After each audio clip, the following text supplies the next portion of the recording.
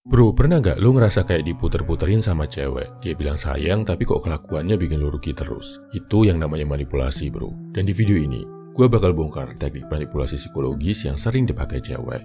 Kadang juga dipakai juga sama cowok toksik, buat mainin perasaan dan manfaatin habis-habisan. Gue kasih juga dalam konteks kerjaannya, bro. Pakai modal langsung Bang Cristiano Ronaldo.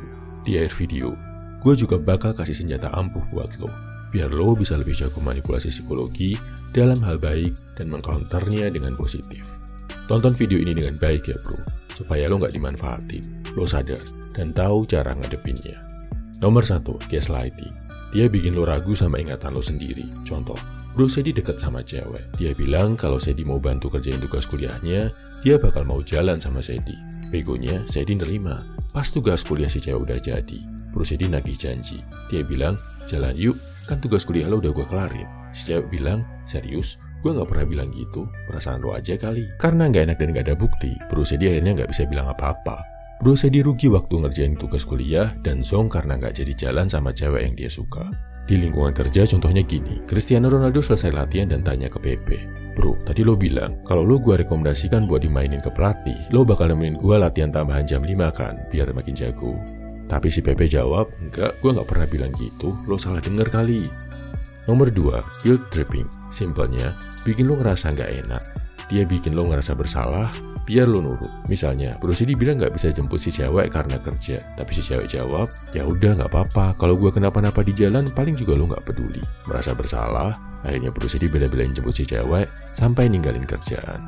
Contoh di kerjaan, Ronaldo gak mau ikut pesta tim karena pengen istirahat. Capek ngegendong tim di pertandingan sebelumnya. Sergio Ramos bilang, serius lo, kita kan cuma mau have fun bareng. Gua kira lo peduli sama kita. Karena gak enak, Ronaldo akhirnya ngorbanin waktu istirahatnya buat ikutan pesta sama Ramos. 3. Silent treatment. Si cewek memilih diam, biar lo ngerasa gelisah dan merasa salah. Lo tanya, ada apa? Tapi dia cuma jawab, gak ada apa-apa, sambil terus cemberut. Contoh di lingkungan kerja, Ronaldo kasih masukan buat Benzema karena dia rasa Benzema mainnya kurang bagus. Bukannya nerima, Benzema malah ngambek, diem seharian gak mau ngomong. Akhirnya bukan mereka gak enak, diem-dieman ke bawah sampai pertandingan dan Ronaldo jadi main jelek, timnya kalah. Nomor 4, love bombing. Dia kasih perhatian berlebihan di awal biar lo terlena. Misalnya, dia selalu bilang, lo cowok paling spesial yang pernah gua kenal.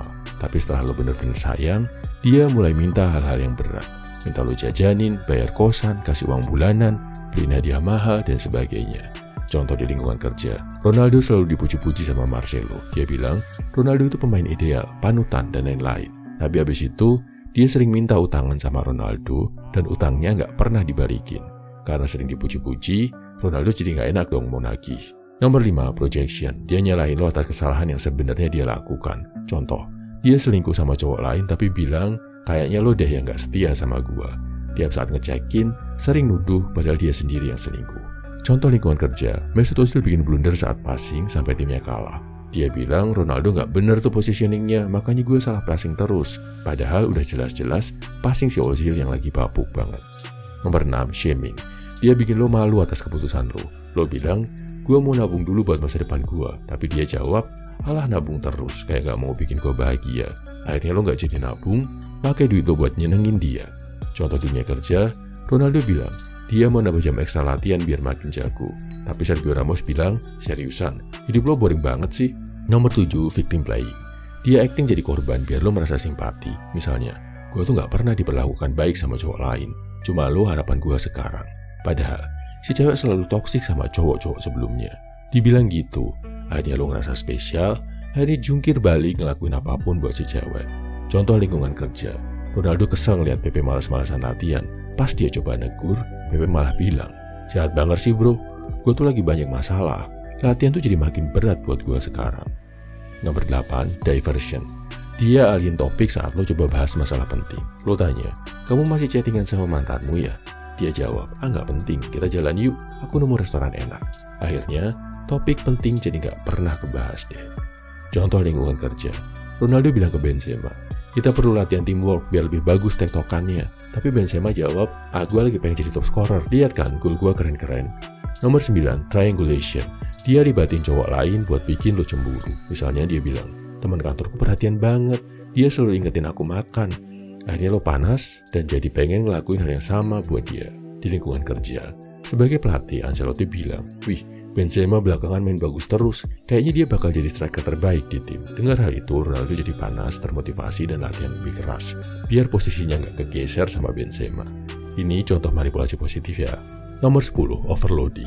Dia ngebombardir lo dengan banyak drama biar lo bingung. Contoh, dia cerita panjang lebar soal masalah kecil, mulai dari mantan, masalah kerjaan, sampai drama keluarga. Si cewek bilang, "Makanya aku butuh bantuanmu sekarang." Akhirnya, ujung-ujungnya minta duit dan minta dibayarin berbagai hal. Contoh di kerja, Ronaldo nggak suka main di Manchester United karena dicadangin. Akhirnya dia bikin drama. Interview sana-sini buat jelek-jelekin MU. Cerita masalah-masalahnya. Dia ngancam akan terus bikin drama kalau masih nggak dimainin dan gajinya nggak dinaikin. Oke bro, sekarang gue kasih trik-trik buat menangkal manipulasi ya. Karena manipulasi kayak gini sering terjadi di hubungan dan lingkungan kerja. Dan kalau lo nggak sadar, lo bakal terus dimanfaatin. Tapi tenang, gue kasih lo cara buat ngadepin ini semua. Nomor 1, tetapkan batasan. Bilang enggak itu penting bro. Jangan takut dia marah. Gak apa-apa dia marah, menjauh daripada hidup lo yang hancur berantakan. 2, jangan terjebak emosi. Cewek manipulatif sering main di emosi lo. Tetap tenang dan berpikir jernih. Jangan sampai rasa kasihan, rasa sayang, rasa nggak tegaan lo dimanfaatkan dan bikin lo susah. Nomor 3, perhatikan pola. Kalau drama atau konflik selalu berakhir bikin lo rugi, itu tanda dia pakai manipulasi. Jadi tiap kali dia berkonflik, nggak usah diladeni, jauhi bro. 4, jangan takut ninggalin.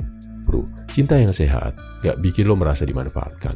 Hubungan yang baik juga nggak cuma satu arah, bikin lo rugi terus. Kalau lo ngerasa cuma diperas dan dipakai habis-habisan, pergi, tinggalkan bro. Percaya deh, lo akan dapat pengganti yang lebih baik. Ingat bro, manipulasi itu cuma berhasil kalau lo kasih mereka kuasa atas pikiran lo. Kendalikan pikiran lo, dan jangan biarkan siapapun manfaatin lo. Kalau lo mau tahu lebih banyak teknik dari psikologi kayak gini, yang dijelasin dengan cara simpel dan contoh sederhana, dan bikin lo jadi master psikologi dalam cinta, kerjaan, dan pertemanan, lo bisa baca ebook gua. Judulnya, Manipulasi Gelap. Materi kuliah psikologi S1 dan S2 gua, banyak yang gua rangkumin di ebook ini. Ebooknya bisa lo baca di kolom komentar atau deskripsi. Salam I Value Man, semangat bro.